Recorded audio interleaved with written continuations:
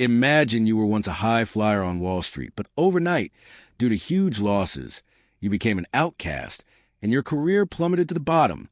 What would you do? This is exactly the predicament Larry Fink faced, and his choices led to the creation of BlackRock, a giant in the financial world today.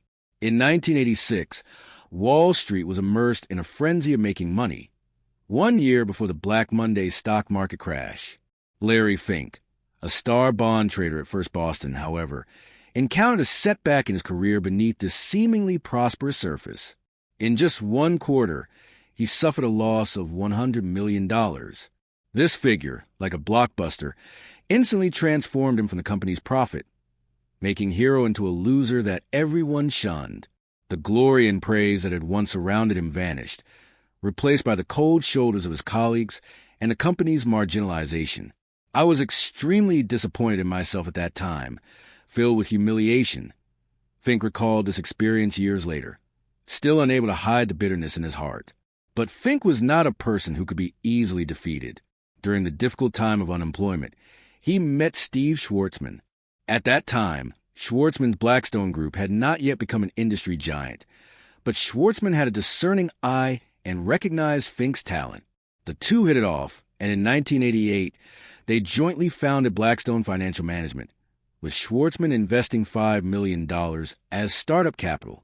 In the early days of the new company, it faced numerous difficulties.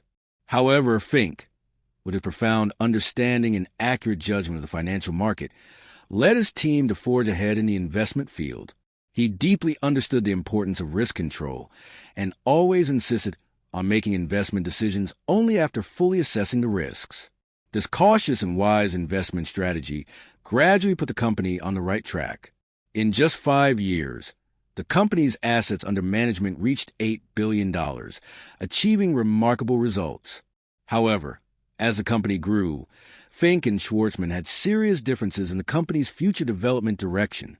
Fink believed that in order to attract more outstanding talents and further expand the company, employees should be given more stock options. But Schwarzman was more conservative and rejected this proposal. The conflict of ideas between the two strong-willed people was difficult to reconcile. Eventually, Fink decided to leave Blackstone Financial Management and start his own entrepreneurial journey. In 1994, BlackRock became independent from the Blackstone Group. At this time, BlackRock was still very small, with a fixed income portfolio of only $8 billion under management. It was unimpressive in Wall Street, where there were many talented competitors. But Fink had grand ambitions. He was determined to make BlackRock a legend in the financial world. Opportunity favors the prepared. A crisis at General Electric, GE, brought a turning point for BlackRock. GE's Kidder Peabody Investment Bank was mired in trouble due to insider trading and accounting fraud, leaving behind $10 billion worth of collateralized mortgage obligations, CMOS, a hot potato. These assets were complex in structure and extremely risky. Other Wall Street companies shied away from them, but Fink saw an opportunity. He led his team to work hard for weeks, using advanced financial analysis techniques to re-evaluate and repackage these assets. Eventually, BlackRock successfully helped GE clear these non-performing assets, not only reducing GE's losses, but also earning huge profits and a good reputation for itself. This battle made BlackRock stand out on Wall Street and gradually become an expert in handling problem assets. With the continuous expansion of its business, BlackRock's scale grew rapidly.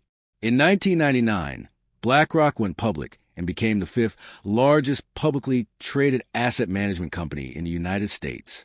In the following decade, the company continued to grow at a high speed, with assets under management reaching $400 billion. BlackRock's rise shocked the entire financial community.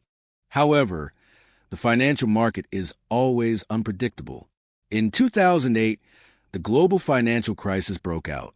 The real estate bubble burst, and the financial market was thrown into chaos.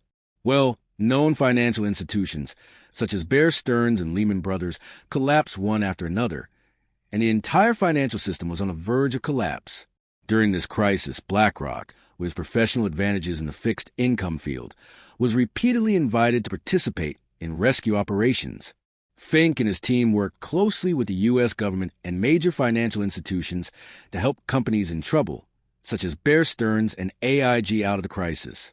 During the rescue process, Fink, with his rich experience and keen insight, developed a series of effective solutions for these companies. BlackRock's outstanding performance further strengthened its position in the financial world, and Fink became a key figure in saving the financial industry. After the financial crisis, the financial market underwent profound changes. The traditional fixed income derivatives business was severely hit. With the popularization of the internet and the rise of social media, the investment field was also quietly changing. Fink keenly perceived this trend and believed that index funds and exchange-traded funds, ETFs, would become the mainstream of future investment. Therefore, BlackRock began to vigorously lay out its ETF business. By acquiring a series of ETF products, BlackRock quickly took the lead in this field. Today, BlackRock controls nearly half of the ETFs in the United States, with assets under management exceeding $7 trillion, and an additional $20 trillion managed through its proprietary software. BlackRock has become a major shareholder in almost every listed company, and its influence on the global economy is growing day by day. Looking back on Larry Fink's legendary life, he rose from a frustrated loser on Wall Street to the founder of a financial empire. His story tells us that failure is not terrible.